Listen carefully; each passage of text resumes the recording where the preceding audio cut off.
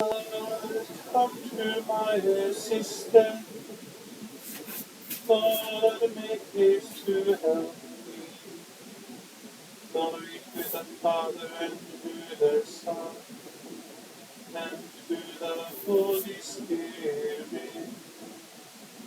as it was in the beginning, is now, and will be forever. Amen. Hallelujah.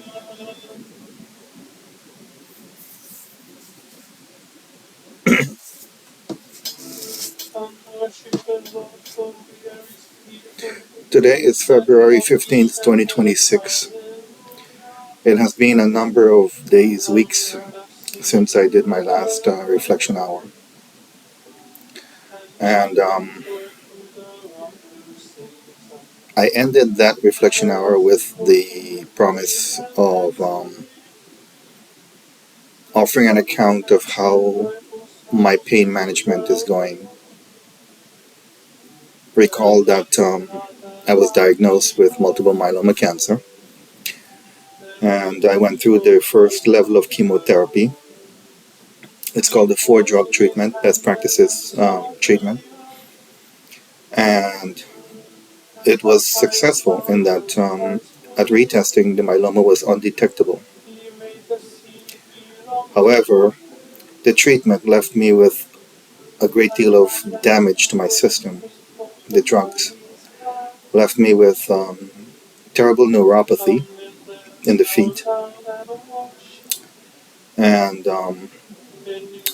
the cancer also caused the collapse of my L2 vertebrae in my lower back, which is causing some lower back pain and possibly emanating in with the strain of the nerves there emanating downward. So I have a lot of pain going downward from the lower back downward. Pain that approaches 8 and 9 out of 10 without medication. And I have been treated with narcotics, oxycodone mainly, and I also experimented. I did manage to get my medical marijuana card, and I did experiment with some marijuana chewables and some oils. But the whole journey has been rather eye-opening for me because I've never been in chronic pain before, so I didn't understand the dynamics of narcotics, and there has been so much abuse of opioids in America that the narcotics are regulated, and you're allotted only what you're prescribed within the month, and if you overuse it, then you may be left without anything, and there's nothing that even the doctor can do for you. And that's what I ran into. That's my hardest lesson in this struggle. I was under the impression that if the narcotics prescribed did not uh, take the pain completely, I can take a little more and until the pain is gone. Um, but that was my mistake because apparently it left me with running out of narcotics towards the end of the month, and my attempts to get the narcotics filled made me look suspicious. It made me look as though I'm substance seeking, and the whole reputation of that. This guy is the substance seeking, and maybe he's we need to kind of pull up. So the what I was lucky about was that the pain, after I diminished the narcotics, the pain was not as much there as before. So right now I'm almost completely off the narcotics, and the pain is not as bad as before. The neuropathy is the main thing, but there's long leg bone pain and so on. But that was my wake up call. Even my doctor became kind of suspicious that my desperation to get the narcotics filled. because I'm a person that's very regimented in my mind. If I'm taking such and such every hour, I want to have my medications filled, and so I made such an effort to get my medications filled that it made me look like I was acting in desperation. So unfortunately, but that's the last thing that I am. I am not somebody who depends upon substances. Um, the marijuana, I don't really see anything in it. I don't really see what people find about it. There's no high with it for me. Nothing significant. It changes one's imagination a little. It sort of like makes one imagine things more crystal clear or whatever. Well, at least how it seems. And the oil, I think, did have an effect. The oil, which is 30% the anti-inflammatory, non-euphoric part of the marijuana, to 1% of the euphoric, so the 30 to 1 oil, did seem to have the anti-inflammatory. I think it's THC and CBD. I think the CBD anti-inflammatory, the oil, which is heavily CBD, did seem to have does seem to have an impact on my neuropathy. It's sort of like helps the neuropathy. So that's good. I put a couple of ounces under my, or drops under my tongue, and it kind of like I can feel it helps the neuropathy. So the medical marijuana is somewhat helpful. Um, the narcotic journey, unfortunate, but at this point I only take as my mistake was that I took it regularly, to keep the pain away. And if the pain had managed to, if the source of the pain managed to get better, I probably wouldn't even notice because I'm taking the narcotic regularly. And I think that's my problem. That was my problem. It really should only be taken to alleviate the pain that you feel. So you feel the pain, and then you take it to alleviate it. And then you don't take it until you feel the pain again, but you stay within your dosage. Don't exceed, your maximum. So that's the way you really should take a narcotic. And the doctor revealed that to me. He said, if you have a level 4 pain, you should just expect to deal with it. You know, anything a level 4 and below, you should just accept it, because you can't be completely pain free if you're in a chronic situation like this. And that's so I hate pain, so that's a bad news for me. But anyways, at the same time, I'm working with the Moffitt Cancer Center in Tampa, which is a good institution as far as I heard, to do my surgery on the back. They're trying to fuse the two vertebrae in between the collapsed vertebrae and stabilize my back so that I don't suffer too much pain and a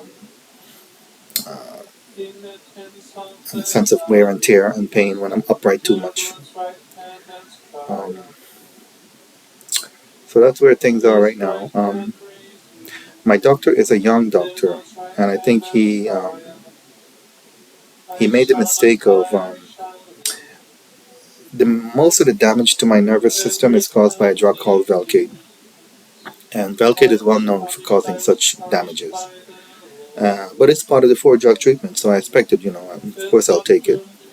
But early on, I began to complain about the Velcade causing me a great deal of side effects, and being a younger oncologist, his mind is strictly geared towards curing the cancer, attacking the cancer, getting the cancer better, and he de-emphasized the importance of quality of life.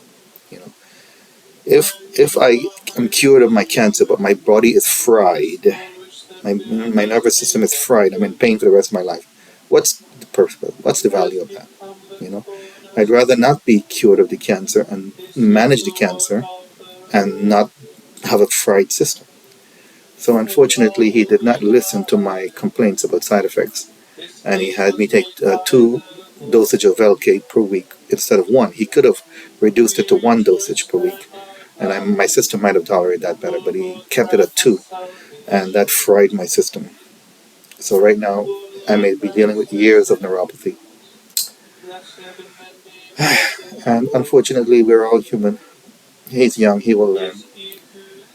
And I realized that through the multiple myeloma group that I'm a part of, the local group. Someone said that their doctor is all about quality of life, so he's always asking, "What are your side effects? What are your side effects? Let's diminish that." I wish if I had that doctor, then I wouldn't have the suffering that I have right now. But in the right time, I my doctor sees how frustrated I get at times with his practice, and I don't want to make an enemy of my doctor because that's the worst enemy you can have if the doctor doesn't like you. So in time, I'll give him this feedback. It's very important that he focuses on side effects and quality of life because he knew from the very beginning that it was about quality of life. I was like, from the very beginning that I was diagnosed, I'm like, gee, I don't want to go through treatment that's going to make me might suffer more than the cancer. So from the very beginning, I had this attitude. But apparently, because I tend to be outspoken and I tend to get frustrated when things don't go the way they should. You know, maybe I left a kind of confrontational, kind of tense relationship between my doctor and I, and it's practice. It's a busy practice. He has other issues going on, so that's the situation. But I'm continuing to see what medical marijuana does, if it will, you know. I know that for sure it helps the neuropathy, so that kind of helps me to reduce any narcotics and so on. So it's helping, and I'm just waiting right now for my insurance to approve the surgery on my back. Once the surgery occurs on my back, I can then start walking more, strengthening myself. I'm feeling very sickly and very poorly, even after a non-detection of cancer. I'm feeling very poorly. At 4 a.m., at 4 p.m. every day, I begin to feel chilled, cold. You know, um, it's a horrible feeling to be feeling cold. You know, I have to put the temperature at 80 degrees in the house for me to feel, you know, comfortable.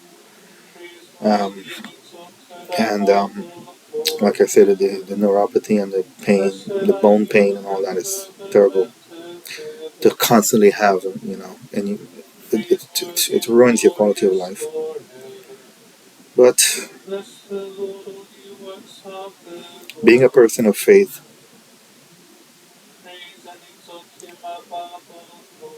and even if no one listens to this video, I see like no one subscribes, no one seems to listen to this video. It doesn't matter. It's maybe in the future people will listen and benefit from. But giving myself this ability to share, um, all in the hope of helping others and my being alive for the sake of others. I see no reason, no joy, and that's unfortunate. I think it's probably a sin of mine not to see joy in this world, but I don't see much joy in this life. It's as if my soul is expecting so much more out of existence than the limitations of this world. But it's all in the journey. But I have the faith that it's all for good. All are for good. All things work for good for those who love God. And I know that I love my Creator. And I love creation itself. I love life itself. I'm just dismayed with the limitations of this life. But I love life itself. So that's my update. I pray that you all fight the good fight, overcome, overcomers.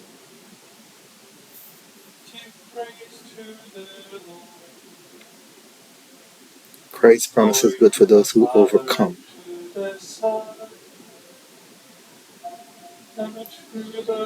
God be with you. King is love.